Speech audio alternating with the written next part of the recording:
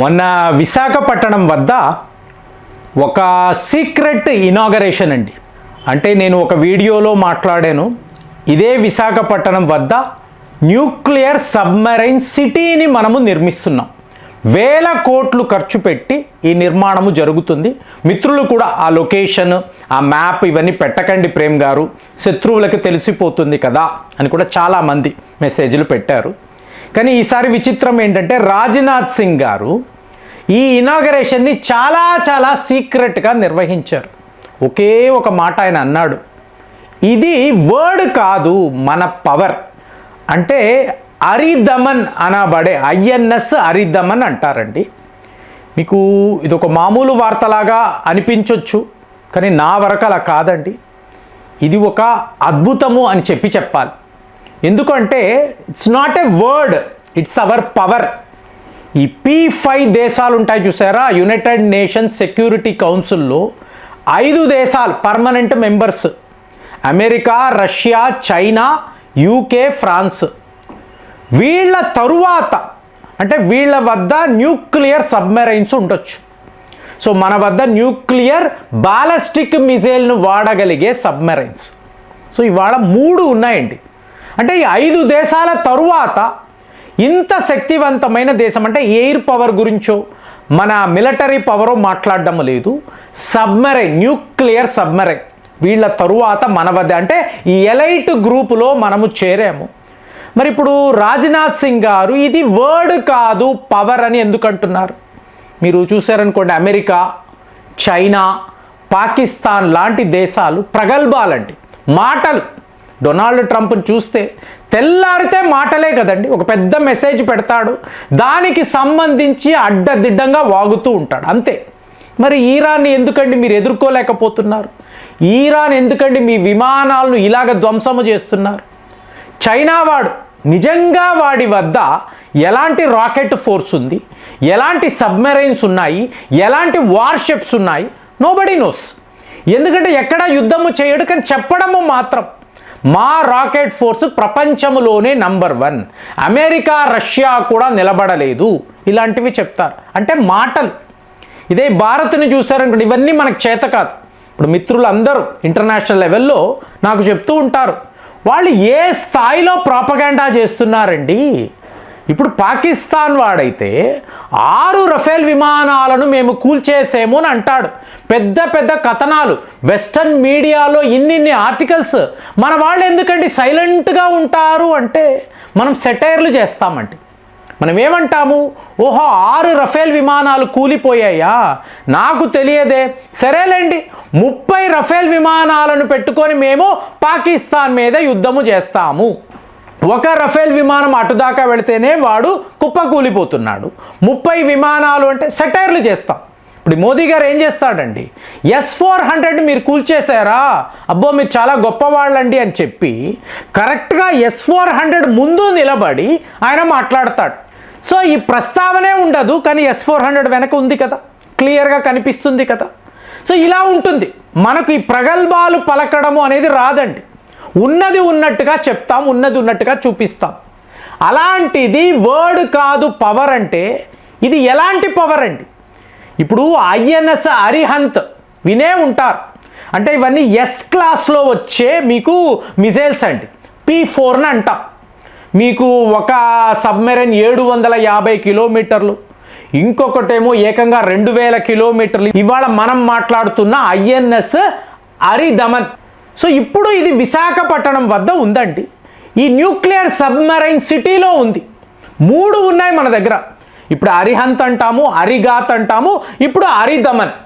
Next లెవెల్లో అర్జిత్, S class submarines, nuclear submarines. అంటే షిప్ సబ్మెర్జబుల్ బాలిస్టిక్ న్యూక్లియర్ అంటారు, SSBN. సో నెక్స్ట్ లెవెల్లో మనం ఏంటి, S5 లెవెల్లోకి వెళుతున్నాం. ఇప్పుడు S4 స్టేజ్లో ఉన్నామండి. S5 అన్నప్పుడు పెద్ద సబ్మెరైన్స్. ఇందులో తేడా ఏమిటో చెప్పమంటారా? మన న్యూక్లియర్ డాక్ట్రైన్ ఉంది కదండి, అంటే ఇది సెకండ్ స్ట్రైక్ క్యాపబిలిటీ ఉండే సబ్మెరైన్స్ కదా. అంటే మీ దీన్నే న్యూక్లియర్ ట్రయాడ్ అంటాం. అంటే ల్యాండ్ నుంచి, అలాగే మీరు సముద్రం నుంచి, ఆకాశము ద్వారా న్యూక్లియర్ అస్త్రాలను వాడగలిగే కేపబిలిటీ. చాలా చాలా తక్కువ దేశాల వద్ద మాత్రమే ఇలాంటి టెక్నాలజీ ఉంటుంది. ఇప్పుడు మీరు ల్యాండ్ అన్నారు అనుకోండి, మన దగ్గర మన రాకెట్ ఫోర్స్ చాలామందికి తెలియదు. పృథ్వీ అంటాము, అగ్ని అంటాము. ఇందులో ఎన్ని సిరీస్ ఉన్నాయో ఒక్కసారి గూగుల్ సెర్చ్లో చూడండి. అంటే భారత్ యొక్క rocket force America, Russia, China తరువాత టాప్ క్లాస్లో ఉంటుందండి. చెప్తున్నాగా, మనం ఈ గొప్పలు చెప్పుకోవడం రాదు, కానీ ప్రాక్టికల్గా ఇవి మన వద్ద ఉన్నాయి. పృథ్వీ 5 లెవెల్కి వెళ్ళినప్పుడు చైనా వాడే భయపడ్డాడు. అగ్ని, పృథ్వీ సిరీస్ అలా ఉంటాయండి. సరే, అవి అయిపోయాయి.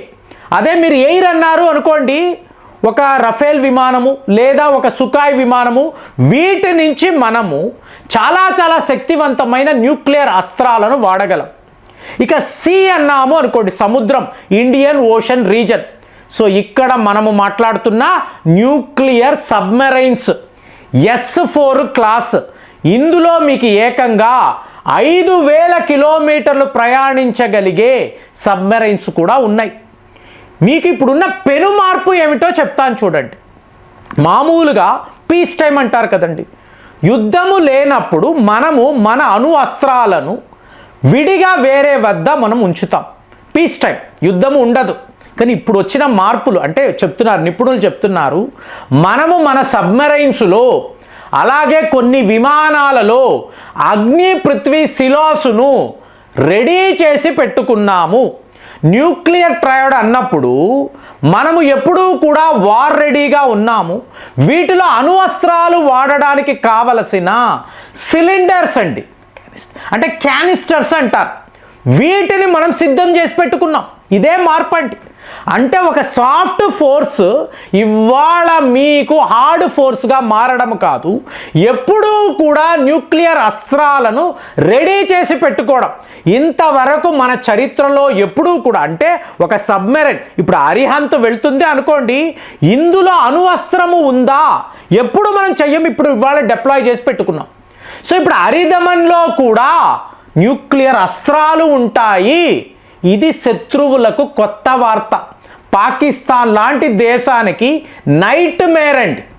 వీళ్ళు ఎప్పుడో వెళ్తారు, అణు అస్త్రాన్ని తెచ్చుకుంటారు, దానిని తీసుకొచ్చి ఇందులో డిప్లాయ్ చేస్తారు, తరువాత వాడతారు. నథింగ్. మన సిలిండర్స్లో అణు అస్త్రాలు 24/7 రెడీగా ఉంటాయి. అలాగే ఈ సబ్మెరైన్స్, ఇప్పుడు మనం మాట్లాడుతున్న INS అరిదమన్ ఎక్కడో ఒక దగ్గర ఇండియన్ ఓషన్ రీజన్లో సైలెంట్గా తన పని చేసుకుంటూ పోతూ ఉంటుంది. అంటే చైనా వాడి ఆగడాలేంటి, పాకిస్తాన్ వాడు ఏం చేస్తున్నాడు, అలాగే ఇరాన్ ఓడలేంటి, అమెరికా యొక్క వార్షిప్స్ ఏంటి. సో వీటి మీదంతా పూర్తి స్థాయిలో నిఘా పెట్టి, మనం ఏదో Vizag submarine city, nuclear city అనుకుంటున్నాము, అలా కాదండి. 3 సబ్మెరైన్స్ కూడా ఇండియన్ ఓషన్ రీజన్లో విశాఖపట్నం నుంచి ఆఫ్రికా ఖండంలో ఉండే దేశాల వరకు కూడా కంటిన్యూస్గా తిరుగుతూనే ఉంటాయి.